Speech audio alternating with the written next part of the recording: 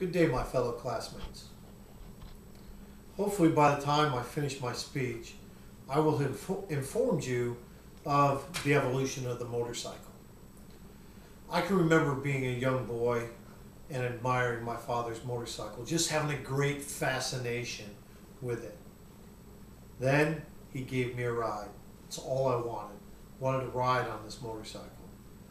And wouldn't you know it, once he did that, I was hooked. My passion had begun. Eventually, I was able to, at the age of 16, purchase my own motorcycle. And some 24 years ago, or 24 years since, I claim myself to be a motorcycle enthusiast.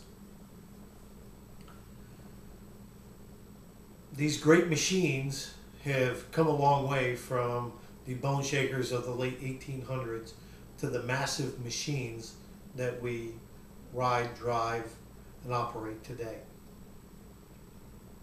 First, let's take a look at some of the pioneers of these great machines. Pioneers, developers, so on and so forth. In 1869, there were two motorcycles developed. These were forethinkers. They were basically bicycles with steam engines.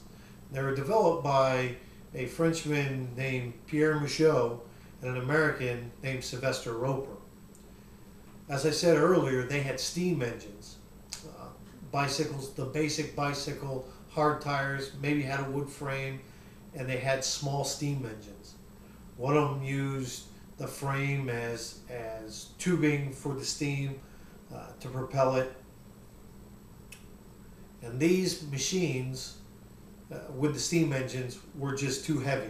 They could not make the motorcycle do what it needed to do.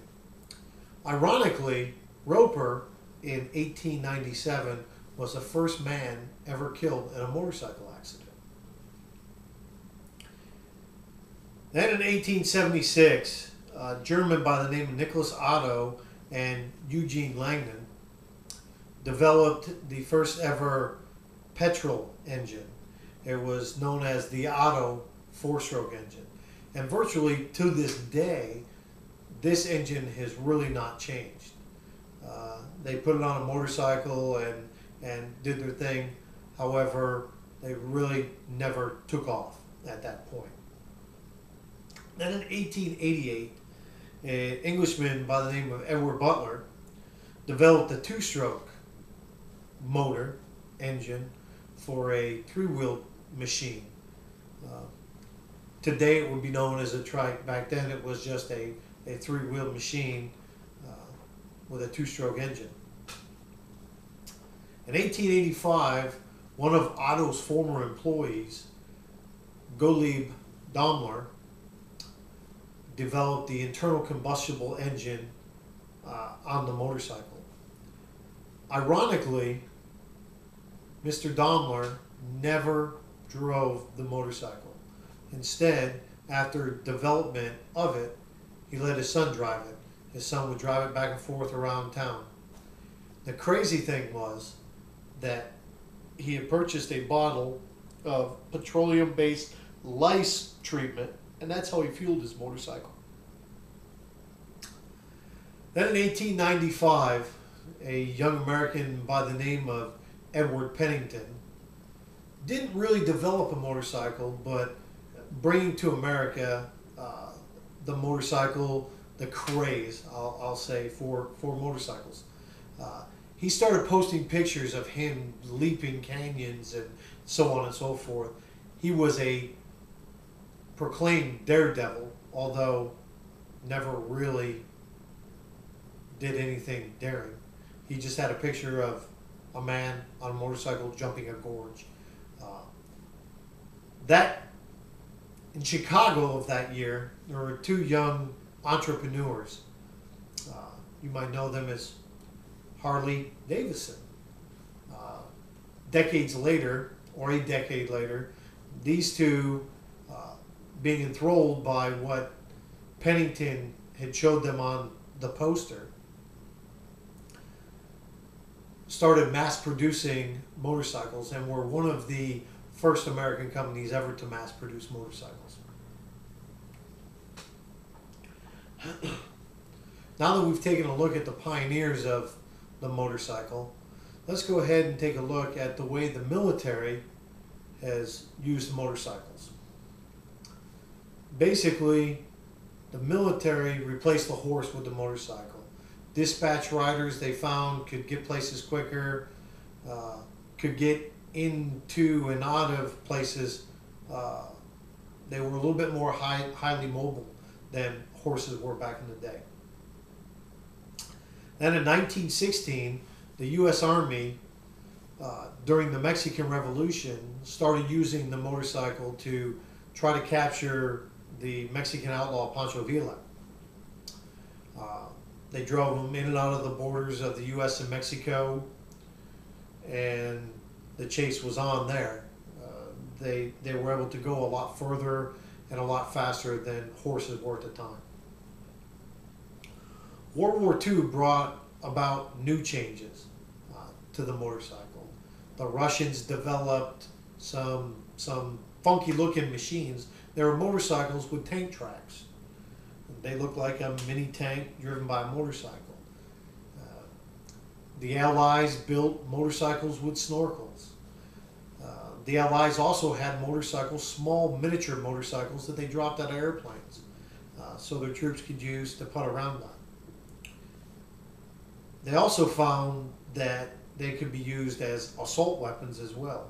You put a gunner in the sidecar and take him just about anywhere, maneuver, and he could wipe out a lot of people.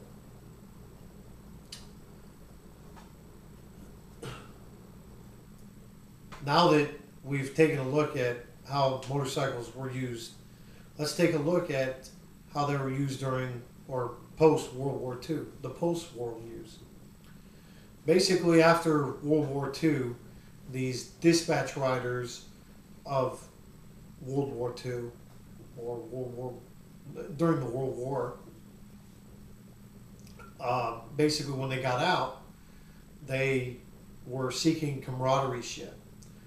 They started buying up all these surplus motorcycles and forming gangs, motorcycle gangs, hence the word, the outlaw biker gangs. And basically the reason they formed these gangs was more or less camaraderie ship. They had it in the military.